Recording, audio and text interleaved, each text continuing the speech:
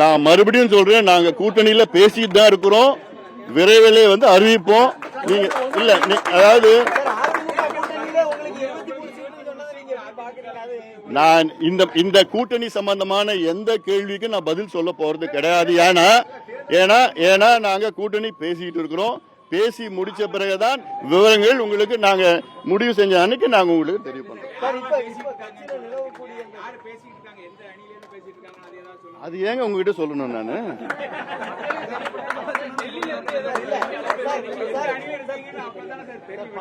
அது விரைவில் தெரியும் உங்களுக்கு. நிச்சயமா கிடையாது, உறுதியா கிடையாது.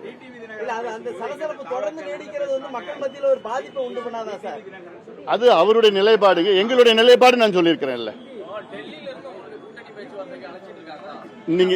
நீங்க கேள்வி கேட்டதுக்கு பதில் நாங்க பேசிட்டு இருக்கிறோம். விரைவில் அறிவிப்போம்.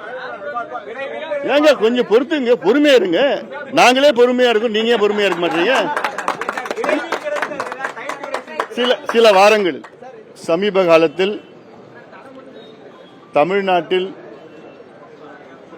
அனைத்து தரப்பு மக்கள், குறிப்பாக அரசு ஊழியர்கள், ஆசிரியர்கள்,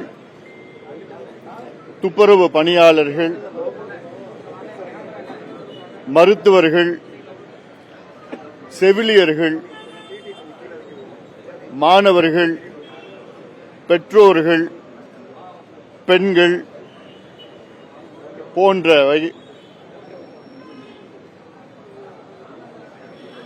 போராடி கொண்டிருக்கின்றார்கள்.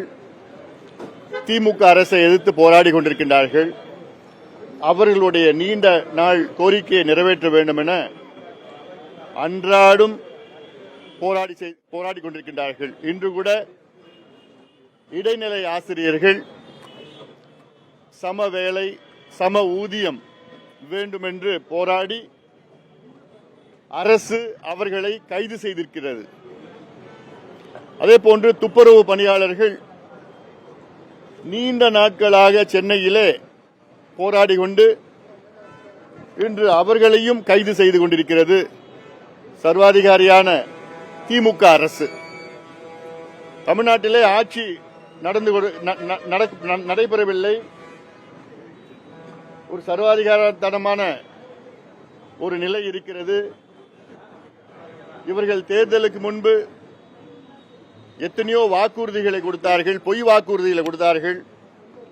5 ஆண்டு முடிகின்ற வேளையிலே எதையும் நிறைவேற்றவில்லை. அரசு ஊழியர்களுக்கு பழைய ஓய்வூதியம் கொடுப்போம் என்று சொன்னார்கள், கொடுக்கவில்லை. அதே போன்ற இடைநிலை ஆசிரியர்களுக்கு சம வேலை சம ஊதியம் வழங்குவோம் என்று சொன்னார்கள், வழங்கவில்லை. 15,000 செவிலியர்களுக்கு நிரந்தர வேலை கொடுப்போம் என்று சொன்னார்கள், கொடுக்கவில்லை. அவர்கள் போராடி கொண்டிருக்கின்றார்கள். உதவி பேராசிரியர்கள் 10,000 பேருக்கு நாங்கள் வேலை கொடுப்போம் என்று சொன்னார்கள், வேலை கொடுத்ததோ வெறும் 1000 பேருக்கு தான். இப்படி அனைத்து தரப்பு மக்களும், அனைத்து உழைக்கின்ற வர்க்கமும் திமுக அரசை எதிர்த்து கடுமையான போராட்டங்களை நடத்தி வருகிறது. மக்கள் மிகுந்த கோபத்தில் இருக்கின்றார்கள். வருகின்ற தேர்தலில் அந்த கோபம் மக்கள் வெளிப்படுத்துவார்கள். திமுக படுதோல்வி அடையும், இது உறுதி.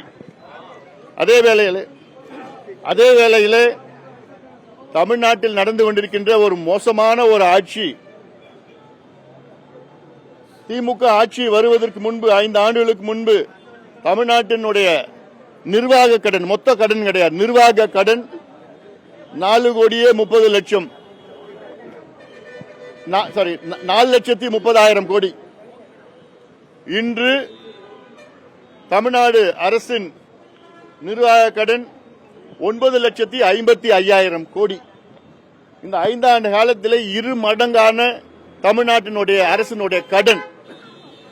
சுதந்திர இந்தியாவில் எந்த மாநிலத்திலும் 5 ஆண்டுகளில் அந்த கடன் 2 அதாவது டபுள் ஆக வந்தது கிடையாது. அது மட்டுமல்ல, இந்தியாவிலே அதிக வட்டி கட்டி கொண்டிருக்கின்ற மாநிலம் தமிழ்நாடு. ஆண்டுதோறும் 62,000 கோடி வட்டி கட்டி கொண்டிருக்கிறது.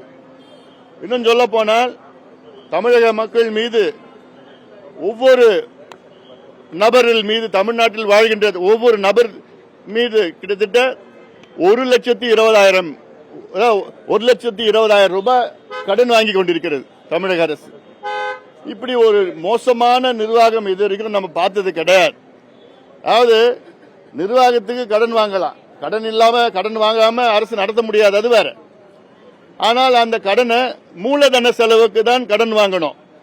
கேபிட்டல் எக்ஸ்பெண்டிச்சர்னு இருக்கு, அதுக்கு கடன் வாங்கி கட்டுமானத்திற்கு கடன் வாங்கணும். ஆனால் தமிழ்நாடு அரசு அன்றாட நிர்வாகத்திற்கு கடன் வாங்கி கொண்டிருக்கிறது. இதுல என்ன தெரியுதுன்னா, இவங்களுக்கு நிர்வாகம் செய்வதற்கு தகுதி இல்லை.